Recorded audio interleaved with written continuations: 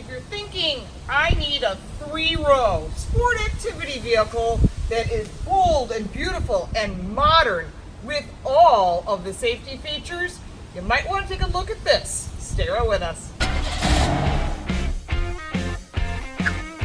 Welcome to Car Coach Reports. I'm Lauren Fix. And in today's modern society, many people are looking for the most popular segment. 3-row SUVs and luxury SUVs are really hot right now. You literally have all of the premium brands producing a top quality, fully loaded 3-row SUV. This is the largest BMW they've ever made. It's the BMW X7. Available in 2 engines, the 40i, which is a 6-cylinder, or my favorite, the twin-turbo V8, which is the 50i, and that's what this is, and this is what we'll be driving. This vehicle comes to us pretty well loaded. It's missing a few options. We'll show you some of the unique features that make the BMW X7 a true leader in its class. Every other vehicle in this class has its own best-in-class specialty. This one is a little bit different. Let's go for a ride. I have to say, this BMW X7 does not feel like a large vehicle. You'll notice when I said the name of the vehicle, it thinks I said, "Hey BMW," and it automatically wants to help me. It's the concierge. Hello. But What can I help you with? Nothing. So we ended her. I have to say it's almost too helpful, which is not a bad thing for most drivers. First off, your seating comfort is really impressive. I wish it had the massaging seat package, but overall there's so many adjustments on this seat that you easily can find something comfortable, both the driver and the passenger side, which I think is really important when you're buying a car at this price point. You'd be surprised how many vehicles in this price point that are in that $90,000 range, and they give absolutely limited seating adjustments. But BMW has delivered, not that I didn't expect anything different. Every time I say the name of the brand, I keep getting my concierge. I need to shut her off. There's heated seats, there's cooled seats, massaging seats, everything's optional. Heated steering wheel, of course. The gauges in front of you are digital, and when you put it into different drive modes, you can see that it changes. I like it in sport mode, as you can see, and you can make an individual choice on what you want that to be as far as steering input and handling. You can then go to your standard comfort, which is a more balanced setting, followed with your Eco Pro. Maybe you're sitting in stop and go traffic. Remember that this does have a traffic assist, and it allows you to take your hands off the wheel for a very short period of time. It is not autonomous by any means, but it does make it a little bit easier for you to deal with that day-to-day rush hour traffic. You could also put the adaptive portion on. Again, that would be predictive. It also has active comfort drive. The cameras look ahead. They search for potholes and spots in the road and try to dampen the system to adjust. Yes, it actually works and creates a quiet ride. You can hear how quiet it is in here. You could hear a pin drop. It's like a library. This is a very powerful engine. It's a twin turbo 4.4 liter V8 engine. You can go with the 40i, but what you're gonna get is a V6. Still more than enough. Depends if you're just power hungry like me. Well, that didn't sound right, but you know what I meant. Lots of horsepower. I'm from the church of the high lift cam, more horsepower for everybody. Now, if you're looking at visibility, the visibility is really good forward facing, and on the sides you've got your around view camera. When you're looking out the back, I like the 3rd row headrest down. That allows for better visibility. When they're up, it does limit it. 2nd row does have a slight limitation. I understand you've got your side mirrors, which can be adjusted, but I just like to know what's going on around me. It's all part of 80% of your driving decisions are based on visibility. Going over to the center stack, the new interface is fabulous on this BMW. It really is great. When you hit the home screen and you take it off of everything, you can put on whatever stations you want here. It'll give you the day of the week. You can configure it however you want. You've got your car information, and of course you can always go back to your home button. But one of the things it has that I really like, and I know whether you listen to this station or not, I love gesture control because it can turn the volume up and the big news from the latest and turn the volume down. When you hit the 2 fingers at this, it mutes it, which I think is great. I like to do that with a lot. You can also swipe away for telephone calls that come in.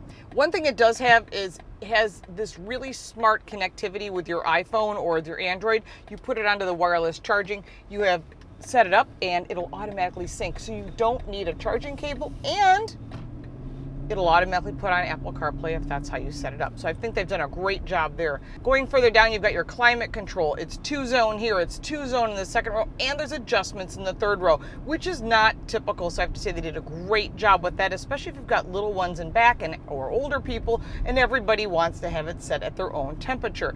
I know there's a lot of buttons, especially compared to Audi or Mercedes, but the reason they're doing this are these are controls that you use a lot. So I think they've done a great job on making it intuitive, because just like I've always said, you want to have the touchscreen and you want to have the buttons. It's up to you to make the options. And BMW has really done that.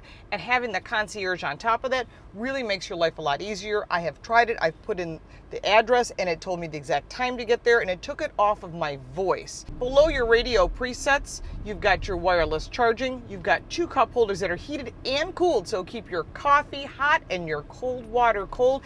And they each have their own settings. I was really impressed with that. When you go to the center console, your typical shifter or prindle is beautiful. It's a piece of glass, hand etched with an X logo to remind you you're driving an all-wheel drive vehicle. Very easy to use. The little park button is interesting. If you shut the vehicle off and you're not really sure, the vehicle will put it in park for you. It's a safety feature. Just as if you walk away from the car and the key is in your pocket, it'll lock the doors for you. That can be good and bad. So please make sure that you have the key with you. And if you don't have the key with you, there's a setup where you can make your phone your key and you will not have to worry about having the key with you. Again, very good on technology, excellent on features and details. Over to the right of the shifter is the BMW iDrive setup. Really easy to use, very intuitive, much better than this previous generation. There's also the ability to lower the vehicle by pushing down on the button.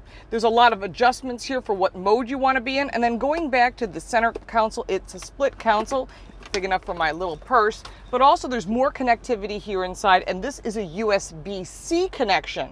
So keep that in mind. If you're up to the new technology, you'll be really happy there's a USB-C. When it comes to audio, the Bowers & Wilkins audio system is impressive. It is over $3,000, but I'm telling you, it's so well balanced. The sound quality is amazing. You think you're sitting in the audience. It's impressive. When it comes to performance, 0 to 60 is just shy of 5 seconds. This is a beast. Remember, it weighs 5,600 pounds, but you wouldn't believe it. It handles so smoothly. You would be impressed with the handling and the performance. One of the things that is in the BMW X7 is the integral steering. It allows you to make aggressive maneuvers and keep control of the vehicle, but then it also allows you to get into those super tight parking spots and your garage, because if you've got a smaller garage or other cars parked in it, you'll be really glad that that rear steering setup is designed this way. Most of the competitors do not offer that. When you sit in the second row of the X7, I can't believe the adjustability back here that you don't get in most brands.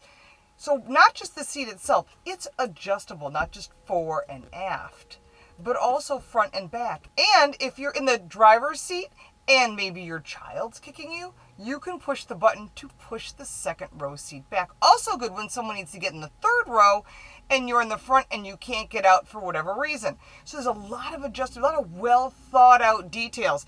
Now beyond that, in this particular car, we don't have the TV screens that you can buy as an option, but they do plug in here so you could buy them afterwards. In addition, there's a USB-C port, not just on the back of this seat, but on the back of the driver's seat. Really, like a lot of connectivity. You've got your secondary vent, you've got a light up above, you've got the ability to put the shade up or down. So I think that's pretty cool. You've got, of course, the sunshades on the side.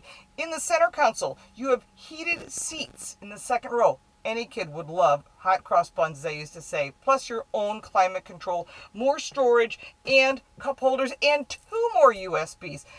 I'm saying there's a ton of storage. You've got good legroom. You can adjust it how you prefer. You've got excellent headroom, especially if you're tall, and I'm 5'8".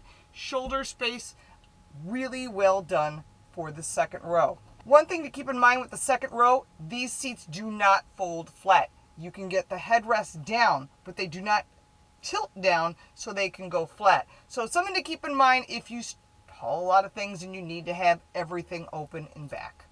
In the third row, it's a little tight for legroom. Keep in mind, it's really not designed for long hauls for adults. However, there is a lot of headroom, and never seen this before, third row controls. And you might get that in a Suburban or the old Expedition they used to sell at Ford.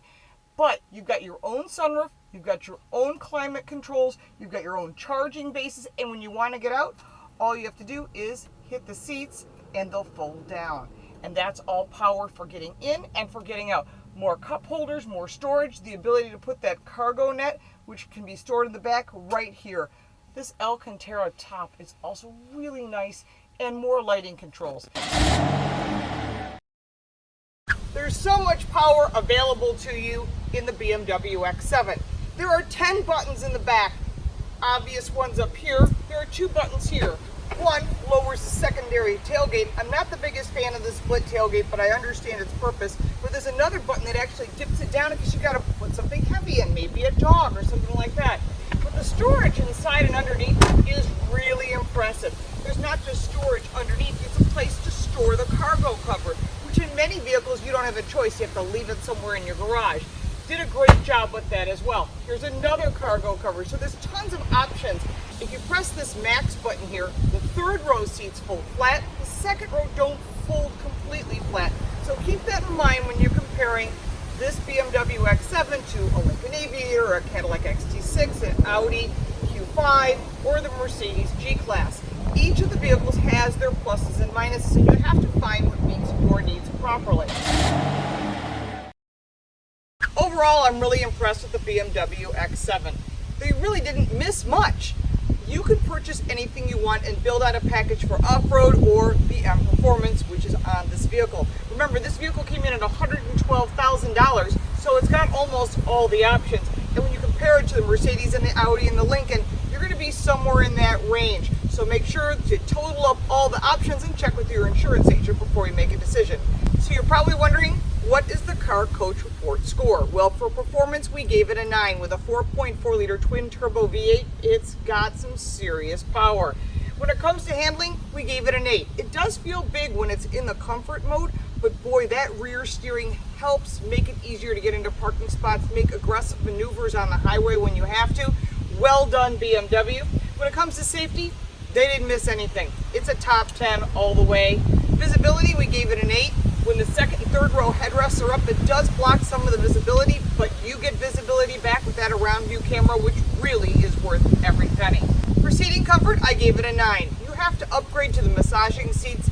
Typically on some of these other cars in this price point, you don't have to pay for that upgrade. Remember, when you start putting layers and layers and layers on, that $90-some thousand car goes well over $100,000.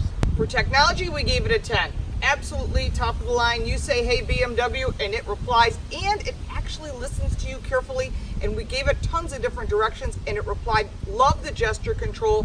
Absolutely top of the line, and it does compete very well with all of their competitors. When it comes to features, we gave it a 9. There were a few things you could always add. I think it needed a bigger head-up display. When you look at the Lincoln Aviator, you'll see why. For design, even with that big grille, I think it just fits in so nicely. Love the laser lighting and all those details. It gets a top 10. When it comes to quality, the components are built in Germany, but the final assembly is done in South Carolina. It earned a 10 for quality. And I have to say, you can see the build quality. It was done right. And when it comes to value, you have to remember this is an expensive car. In this 3-row premium luxury category, it earned an 8. Give it a really good score of 91.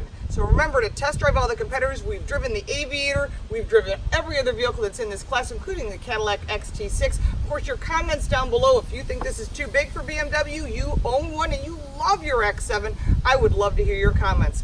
We appreciate you watching, and we'll see you next time.